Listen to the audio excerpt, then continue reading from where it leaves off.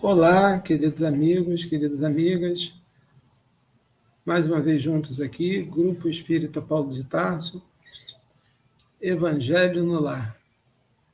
Estamos aqui hoje, eu, Paulo, a Vânia, de Minas Gerais, nossa companheira mineira, e a Norma. Vamos dar continuidade ao nosso estudo, à nossa conversa. Estamos no capítulo 3, Há Muitas Moradas na Casa de Meu Pai, diferentes categorias de mundos habitados. E aqui fazemos um convite. Convite que Jesus fez. Você quer levar o Evangelho e Jesus para dentro da sua casa, para dentro do seu coração? Então, vem com a gente. Vamos fazer uma prece para dar início ao nosso trabalho de hoje, cerrando os nossos olhos e do fundo do coração, agradecendo a Ti, Pai, por mais a oportunidade de estarmos reunidos, estarmos aqui no trabalho de levar o Teu Evangelho, a prática do Evangelho no lar, para todos que precisam tanto de uma palavra de orientação, de esclarecimento e de uma leitura edificante. Abençoa, queridos amigos e guias espirituais, os nossos propósitos, dai-nos a força, a luz necessária para caminharmos em dias sombrios, porque passa o nosso planeta, a nossa casa e a nossa morada. Abençoe também a todos aqueles que nos assistem no presente momento e sejam todos envolvidos pela paz do Cristo. Que assim seja, graças a Deus. Então, meus amigos, minhas amigas, nós temos um propósito. Jesus, quando esteve conosco, nos falou: quando 2 ou mais estiverem reunidos, eu ali estarei. E estamos aqui reunidos hoje em nome do Mestre. O Mestre não se foi. O Mestre apenas desencarnou. Jesus e as suas vibrações de amor estão entre nós. E é preciso, mais do que nunca, que saibamos conectar com os sentimentos que ele veio nos ensinar, de compaixão, de carinho, de fraternidade e de atenção por aqueles que estão envolvidos em expiações, em provas duras, na vida material. O Evangelho no lar, o estudo, ele pode ser feito semanalmente, diariamente. A frequência quem define somos nós. E como começar? Fazendo uma prece, comunicando àqueles que estarão conosco na nossa casa, no dia do nosso estudo, ajudando, protegendo e trazendo boas vibrações ao ambiente, aos vizinhos, quiçá aqueles que moram em apartamentos, aos prédios, porque na literatura de André Luiz é dito que o culto do Evangelho no lar traz profundas transformações ao ambiente. Mas, aí que vem a parte mais difícil, é necessário que a prática venha junto. A prática de tudo aquilo que está se estudando e se aprendendo. Alguns podem falar, mas eu já li o Evangelho várias vezes. Cada vez que lemos o Evangelho, o nosso entendimento sobre aquele ponto será diferente, será novo, porque teremos já passado por muitas experiências, por muitas coisas, e as nossas interpretações serão diferenciadas. Ao fazermos o Evangelho em nossas casas, devemos fazê-lo em voz alta, voz normal, não lendo apenas, né, sem usar a voz. E por que isso?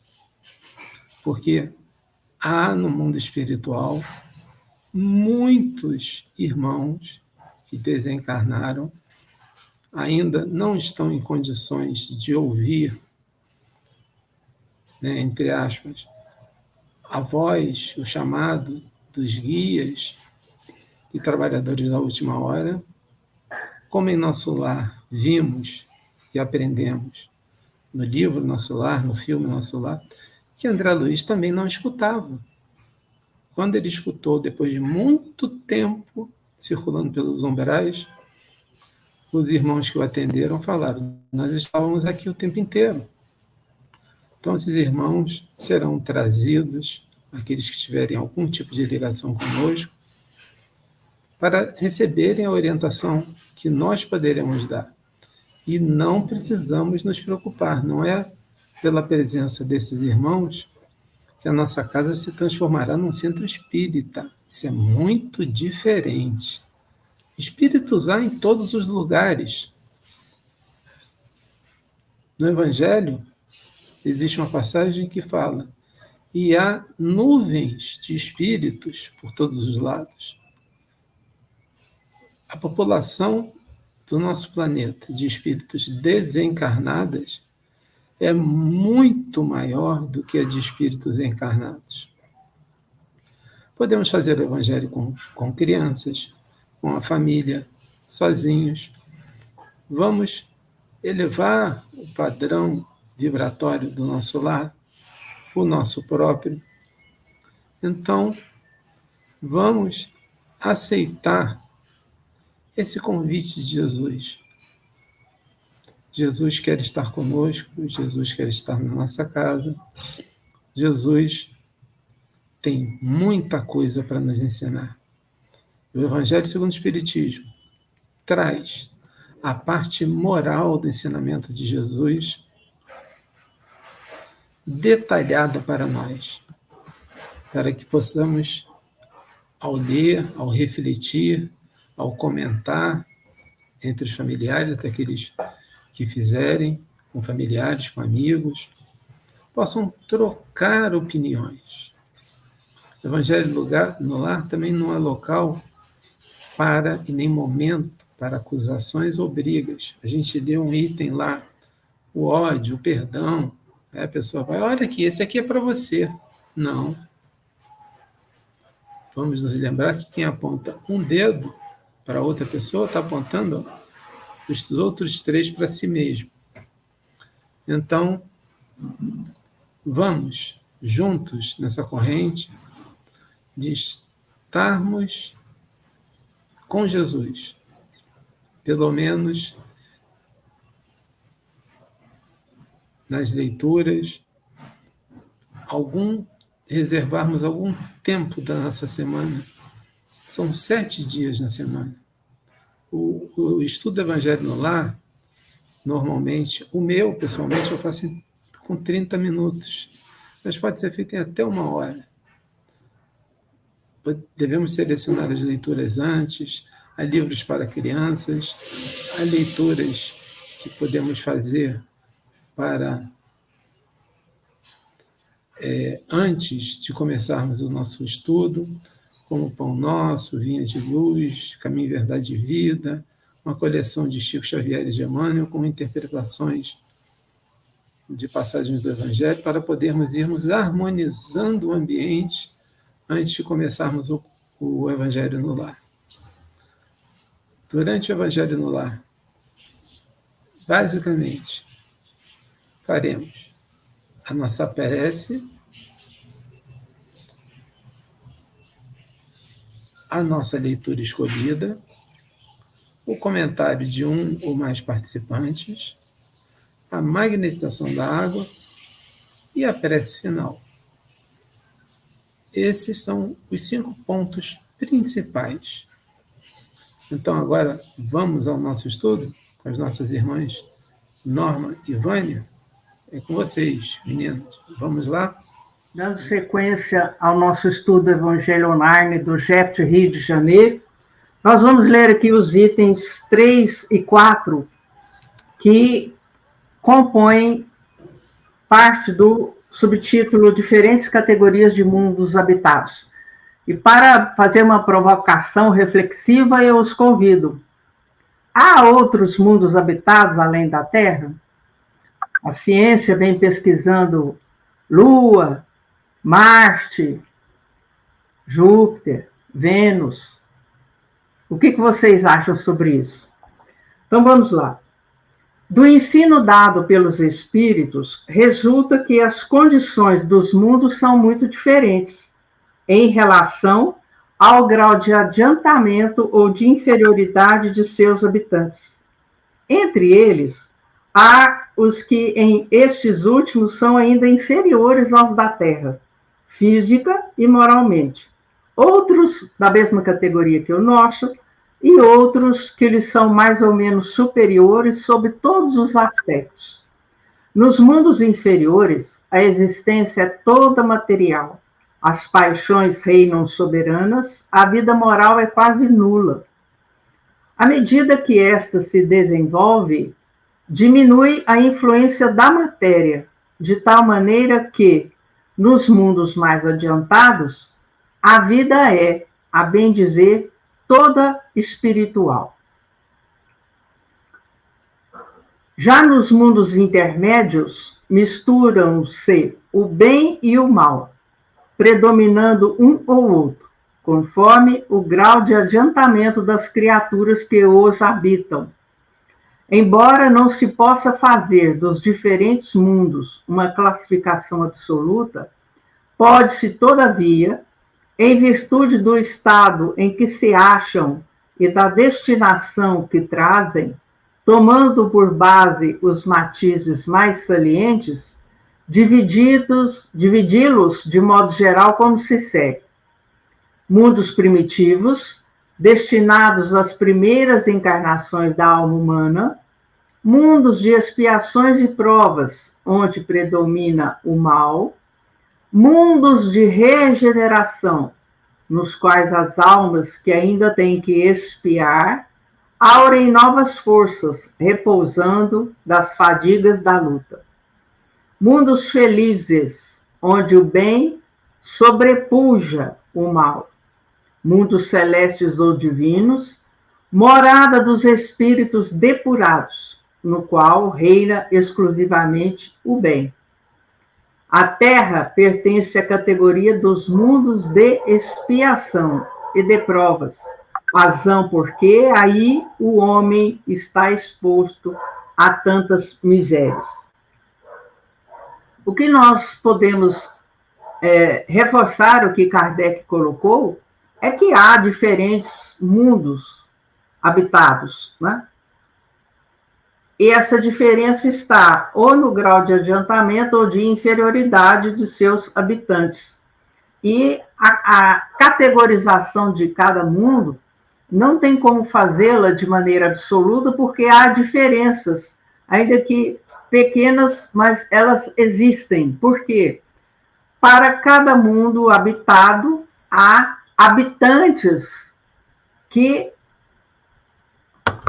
se adaptam a eles na medida de sua evolução intelectual, moral e também física. Então, há nuances, há variações, né? Então, aí nós temos mundos da mesma categoria do que a Terra, mundos de provas e expiações. Nós temos outros mundos em condição inferior, que são os mundos primitivos, e aqueles que são mais ou menos superiores a nós em todos os aspectos, no aspecto material, no aspecto espiritual, intelectual, né? Então, para isso, nós temos que lembrar que isso vai depender também de nós.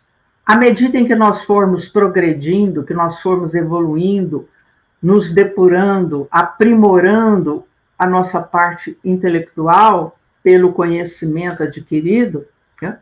Nós vamos subindo também na escala dos mundos, né? Então, à medida em que a nossa vida moral vai se desenvolvendo, vai se aprimorando, vai diminuindo a influência da matéria sobre nós, quando nós chegarmos aos mundos adiantados, a vida será mais espiritual. Então, aí nós temos que não só olhar para trás pelo que já aconteceu, que está bem narrado, descrito pela história, né, através da ciência humana, mas também analisando o nosso hoje. Então, daí nós poderemos ter, ao menos, uma pálida noção do que nos aguarda em termos de futuro quando nós subirmos na nossa escala evolutiva. Mas, para isso, nós sabemos que é preciso o nosso empenho, o nosso esforço e até o nosso sacrifício, para que nós possamos alcançar aquele mundo onde não haverá mais o mal. Então, é uma jornada que nós iniciamos há milênios, né? E que, conforme o destino da nossa criação, nós seres humanos somos criados o quê? Para a perfeição.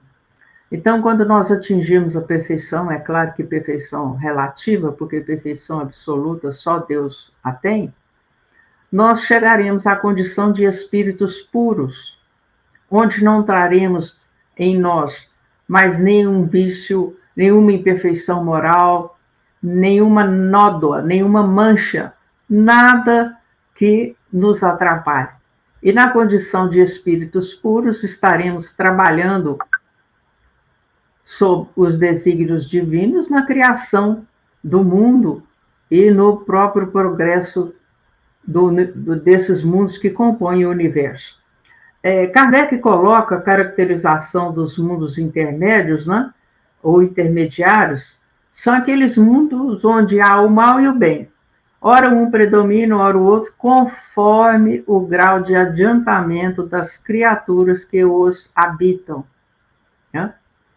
E nesses diferentes mundos, né, tendo-se em vista a condição ou estado de seus habitantes, Kardec sintetiza para nós a classificação dos mundos em mundos primitivos, que são aqueles que recebem as primeiras encarnações da alma humana, né? Depois vem os mundos de expiações e provas, onde predomina o mal e dentro do qual nós nos encontramos, né? Então, aqui o planeta Terra ainda está nessa condição de expiações e provas. É claro que passando pela transição rumo à regeneração. Mas, diferentemente de que muitos imaginam, mundo de regeneração não é aquele mundo ainda feliz. Nós ainda teremos que expiar, que resgatar, né, erros cometidos, onde nós também, ao lado dessas situações, nós vamos aurir, nós vamos conseguir novas forças para continuarmos a nossa jornada evolutiva. Mundos felizes, onde o bem sobrepuja o mal, o bem está acima do mal, o bem vence o mal. E depois, mundos celestes ou divinos, aí sim, são aqueles mundos onde reina a paz, a legítima fraternidade, o amor, a solidariedade. Por quê? Porque nesse mundo habitam os espíritos puros que segundo o Livro dos Espíritos, são aqueles espíritos que chegaram à condição daqueles que nós conhecemos como anjos, serafins ou querubins. Não é lógico que não se trata aqui daquelas criaturas com asas. Estamos falando daquela condição em que o espírito está livre de imperfeições, de dores, de doenças, de limitações, né? De dificuldades decorrentes dos seus vícios, das suas imperfeições morais. Então, nós chegaremos lá, com certeza. Né? E quando se dará isso, depende única e exclusivamente de nós trilharmos sempre o caminho do bem, o caminho do perdão, do amor, da prática da caridade. Né? E finalizando o item, né? Então a Terra, enquanto mundo de provas e expiações ainda, significa que todos nós que aqui nos encontramos estamos expostos a misérias, às dificuldades, a dores, problemas, obstáculos, limitações, desencontros e etc. Agora a palavra para a Norminha. Muito boa tarde, queridos irmãos. Vamos avançar então para o item 5, né? Os espíritos encarnados sobre um mundo, a ele não estão ligados indefinidamente e não cumprem nele todas as fases progressivas que devem percorrer para atingirem a perfeição. Quando atingiram sobre um mundo o grau de adiantamento que ele comporta, passam para um mundo mais avançado, e assim sucessivamente, até que tenham atingido o estado de espíritos puros. São, igualmente, estações, em cada uma das quais encontram elementos de progresso proporcionais ao seu adiantamento. É que, para eles, uma recompensa passar para um mundo de uma ordem mais elevada, como é um castigo prolongarem sua demora em um mundo infeliz, ou serem relegados para um mundo mais infeliz ainda que aqueles que são forçados a deixar quando são obstinados no mal. Então, o espírito habita onde pulsa o seu coração. Se ele já estiver vibrando no bem, não é? Apartando de si as ilusões da matéria, ele vai, aos poucos, sutilizando-se perispiritualmente. E assim, ele vai tendo acesso a reencarnações em orbes mais sutis, mais elevados. Exemplo disso, Dr. Bezerra de Menezes, que esteve entre nós, praticando a caridade, não é? Ele era considerado pelas pessoas que o conheciam o médico dos pobres, devido ao tamanho grau de caridade que ele fazia no exercício da sua profissão. Então, quando ele desencarna, ele já havia trabalhado tanto essa sutilização dele na atitude do bem e do amor, que ele foi convidado a habitar um mundo mais elevado. Mas por esse amor e essa caridade mesma que ele tinha por nós aqui na matéria do planeta Terra, um planeta de provas e expiações, ele pediu permissão para permanecer conosco ainda nesse tempo de transição planetária, para que ele pudesse continuar a nos ajudar. Assim como existem espíritos que, devido a afastarem-se das leis de Deus, não é? Aí vão criar em seu perispírito adensamentos, nódoas, que vão propiciar para eles reencarnações sucessivas, ou no mesmo planeta, ou em outros mais inferiores. Há aqueles, como os capelinos, não é?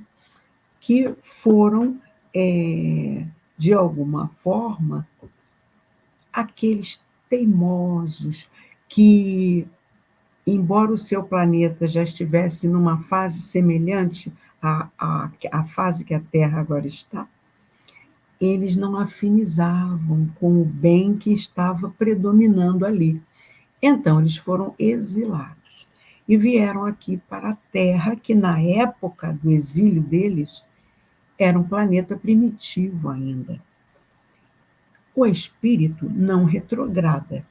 Então, eles não ficaram inferiorizados porque vieram para a Terra, mas eles para aqui trouxeram o seu conhecimento intelectual e com o sofrimento, não é? A saudade que eles ficaram no subconsciente do mundo melhor onde habitavam, eles aí produziram, impulsionaram o progresso aos que aqui habitavam, nesse propósito, né, de um dia voltarem para um mundo melhor. Assim, a gente vai ver que existem uma variedade de orbes, né? Jesus já nos dizia: há muitas moradas na casa do meu Pai. Há algumas que falam apenas determinados idiomas, como colônia que fica sobre Jerusalém, né? Então, sobre Israel, fala o idioma do seu povo, assim como o nosso lar só fala português. Foi fundada pelos primeiros portugueses que aqui habitaram no Brasil. Lá todos falam português e ainda tomam sopinha. Agora, na colônia que o Dr. Bezerra está, a comunicação é mente a mente e não há mais necessidade de alimentação. Então, tudo depende, né, da depuração que nós próprios promovemos em nós. Somos artífices do nosso destino. Para finalizar, a gente vai citar o livro Vivendo o Evangelho, é uma psicografia de Antônio Badui Filho, não é? E por André Luiz. E ele fala acerca desses itens do capítulo 3, itens 3 a 5, sob o título A Solução: Egoísmo e avareza, orgulho e violência, vaidade e usura, prepotência e esperteza, descrença e miséria, ignorância e ambição, inveja e mentira, ódio e injustiça, crime e corrupção, mágoa e vingança. Realmente, tudo isso existe na Terra, mas a solução para torná-la um mundo melhor é a transformação moral de cada um, seguindo a recomendação de Jesus: amai-vos uns aos outros, como eu vos amei. Muita paz, meus irmãos. Agora vamos passar para a fluidificação da água, né? Meus caros irmãos, a água fluidificada ou magnetizada é aquela água que, utilizada durante a semana, 3 vezes ao dia, numa quantidade equivalente a uma xícara de café, para a reposição das energias físicas, espirituais, psíquicas, de que nós estamos precisando. Então, não vejam a água como um preventivo, vejam como um medicamento de natureza fluídica que auxiliará na nossa jornada diária.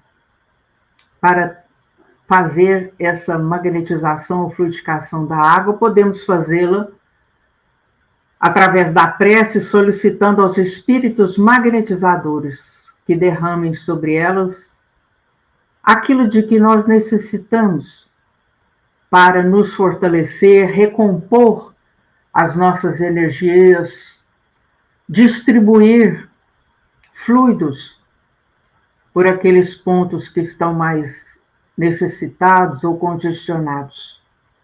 Ou então nós mesmos poderemos estender as nossas mãos sobre o copo, a caneca, o recipiente, enfim, a garrafa,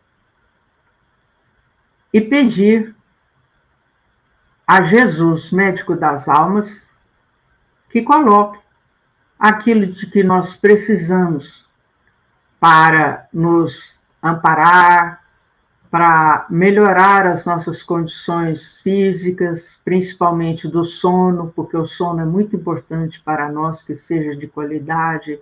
Aqueles que estão ansiosos, aqueles que estão deprimidos, aqueles que andam com o seu humor alterado, todas essas medicações poderão ser colocadas. Então vamos lá ao nosso pedido de hoje?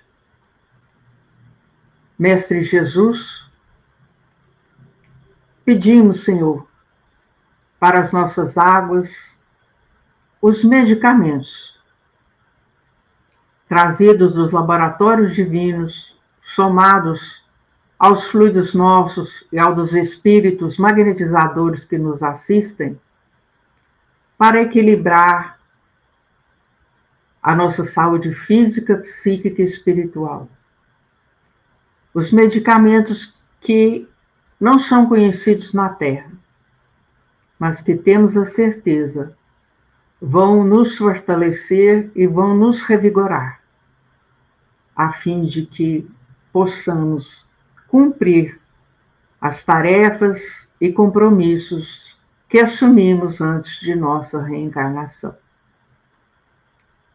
E assim, Jesus, com os corações agradecidos por esta oportunidade de estudar o seu Evangelho à luz da doutrina espírita, de orar por todas as criaturas que sofrem, encarnadas e desencarnadas, pedindo por nossas famílias, por todos aqueles com quem convivemos, no lar, no trabalho profissional, na casa espírita ou templo religioso que frequentamos e trabalhamos. Que todos nos sintamos mais estimulados a prosseguir na reforma moral, na prática do bem, da caridade e do perdão. E assim, Jesus, com os corações agradecidos, nós encerramos este nosso momento, passando a palavra para o irmão Paulo para os convites para os estudos do GEPT Rio de Janeiro. Olá, queridos irmãos, queridas irmãs. Esse foi o nosso estudo do Evangelho Online, que temos aqui no canal do nosso grupo do GEPT Rio de Janeiro, todas as sextas-feiras, às 8 horas. E também temos outros estudos aos sábados, Livro dos Espíritos, às 18 horas.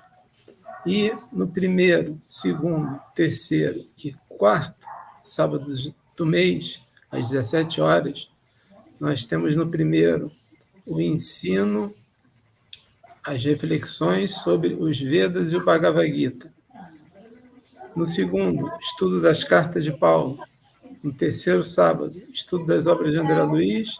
E no quarto sábado, o estudo das parábolas de Jesus. Além disso, na terça-feira, nós temos a equipe de prece e radiações. Aqueles que quiserem, existe um formulário que é colocado no grupo, né? Vocês podem, é simples de preencher, vocês preencham eles, coloquem nome, tudo que está lá, é bem explicativo, é bem prático. E qualquer dúvida, entre em contato com o nosso grupo e perguntem, tá bom? Foi um prazer estar com vocês. Aqueles que gostaram desse vídeo de hoje, deixem o seu like e compartilhem, sempre repetindo a frase de Emmanuel, que divulgar a doutrina espírita é a maior caridade que se faz para com ela. Um abraço a todos e muita paz.